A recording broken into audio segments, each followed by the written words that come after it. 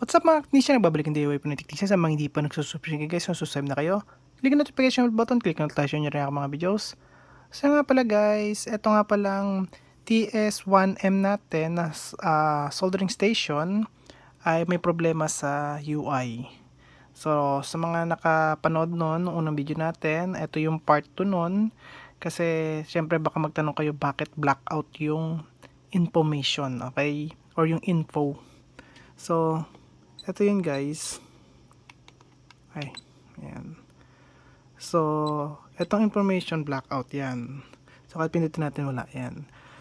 So, dito sa def work or default work, blackout din yan guys. Ito, blackout, blackout, blackout.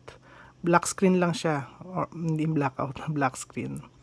So, simula tayo dito sa info, black screen, black screen, black screen, black screen, black screen, black screen, black screen, black screen,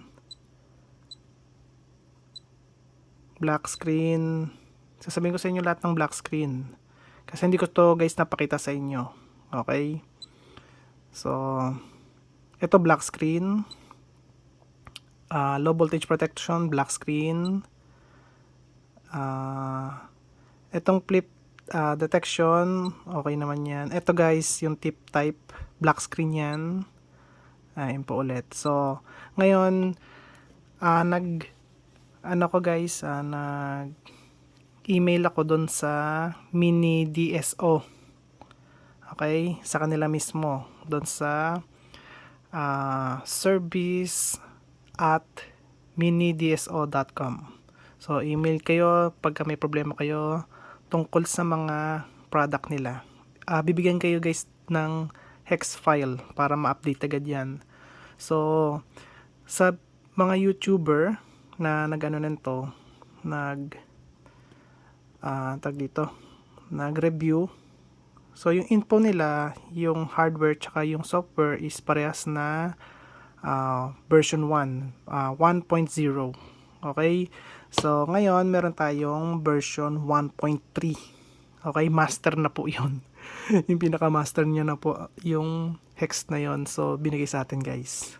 So, ngayon, tanggalin lang natin to. Ayan, tanggalin natin to guys. Tapos, sasalpak natin to sa computer.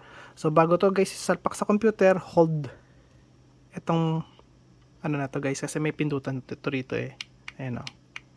So, na ano siya, na-adjust, pero may pindutan siya. Ayan. So, hold lang to, tapos sasalpak sa computer to. Okay? Tapos may nakasulat dyan na DFU mode. So, pakita ko sa inyo guys. So, ito guys, nasa computer tayo. At ipapakita ko sa inyo kung paano siya gawin. So, hold lang to. Ayan. Tapos, salpak to sa computer. Ito computer na to guys. Ayan. Ayun. So, ayun guys, nakita nyo. DFU mode version 1.00. Ayan. Para may idea lang kayo guys. So, ngayon, ito na yung version 1 nakalagay dito 103 eh. Pero, guys, ito sa version niya is 1.3. Okay? So, ayan, English. So, ang gagawin nyo lang guys, hold nyo yung file. Ayan o, idadrag ko ngayon yung file dito kasi nag-automatic siya eh. So, nakita nyo naman automatic nagbukas yung folder na to. Ayan, para dito sa TS1M. Ayan, DFU. Ayan, so, and then release lang natin. Ayan, release. Ayan guys, pakita ko sa inyo. Antayin nyo lang, ganyan talaga yan. So, antayin nyo lang mag-complete.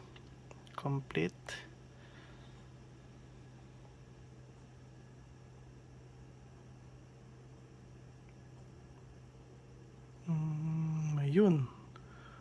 Complete na yan. Ayun guys, so, tapos ito. Ayan. So, binabalid niya yung update ng file. Tapos, ayan. para makita nyo guys kung anong nangyayari.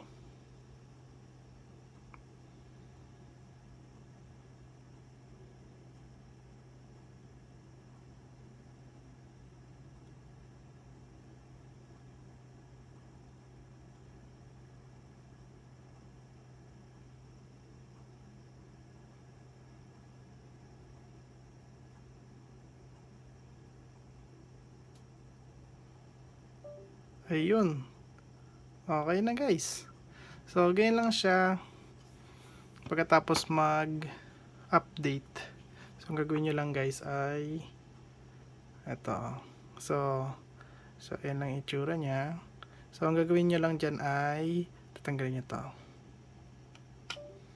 Ayan o, wala na rin yan. Tapos, balik nyo.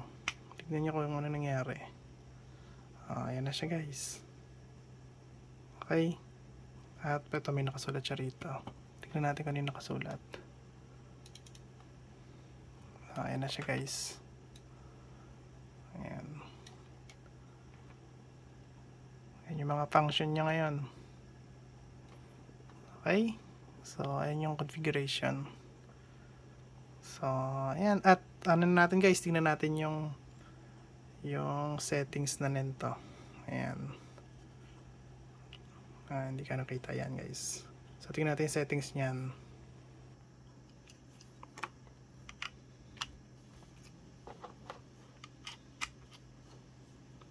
So, ito nga pala guys, gamit ko to sa sleep mode. So, ayan na siya guys, tingnan natin.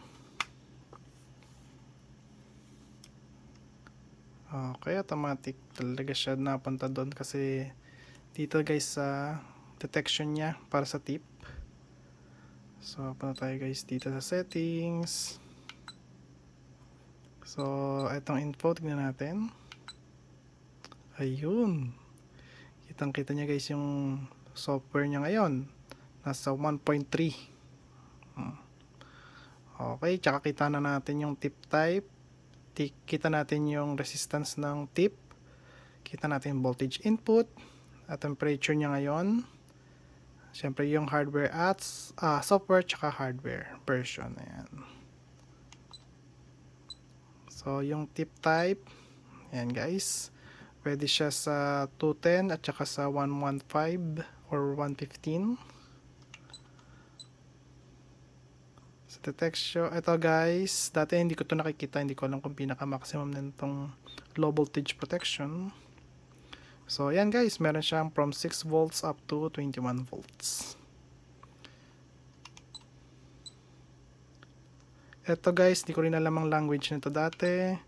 So ngayon meron siyang English, Chinese, German, tsaka Russian. So English tayo syempre. Volume. Okay, so 3 lang tayo. Temperature type. Syempre Celsius instead ng Fahrenheit. Power guys, okay, hanggang 200 watts pa rin siya. Backlight up to 10, 7 lang to guys. Standby up to 3 minutes. Ayan. I mean 3 minutes. 10 minutes na nga itong mga to eh. Up to 2 hours. Okay. 2 hours pala yun. 10 minutes no. Ayos. So ayan.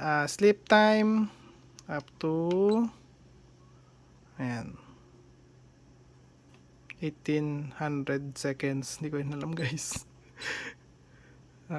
Temperature calibration, syempre hindi ko na guys kinakalibrate yung temperature para sa tip. Although pwede yan guys eh. So okay lang yan for now guys. Kasi gamit ko pa naman is tama, okay naman para sa akin. So sleep temperature, sleep time tuloy, sleep temperature, so 100 up to 180. So ito yung mga working temperature niya. So 450 pinaka maximum. So So, ganun lang yan guys, pare-press lang yan. Pero at least ngayon gumagana na siya. Kasi dati hindi ito nagpapakita. Blackout siya tapos namamatay. Or black screen tapos biglang mamamatay. Itong default. Diba dati yung ano natin to, hindi nagana. Pag pinindot natin black tapos mamamatay. So ngayon meron na siya. Default work. Ayan. So up to 3 default work. O, diba? Oh, yun na. Okay na to guys. Okay na. Nice. Galing talaga ng Miniware, guys. Ayan. Designed by eDesign. Ayan o, Miniware. Ganda. So, next time nito, tear down. Para makita guys yung loob. Although kita naman yung loob, pero hindi gaano. So, next time guys. Ayan. So, ganun lang guys, mag-update nito. So, kung nagustuhan niyo ang video ko, huwag kalimutan mag-like, share, subscribe. Click notification bell button. Click na all guys. Bye. Peace.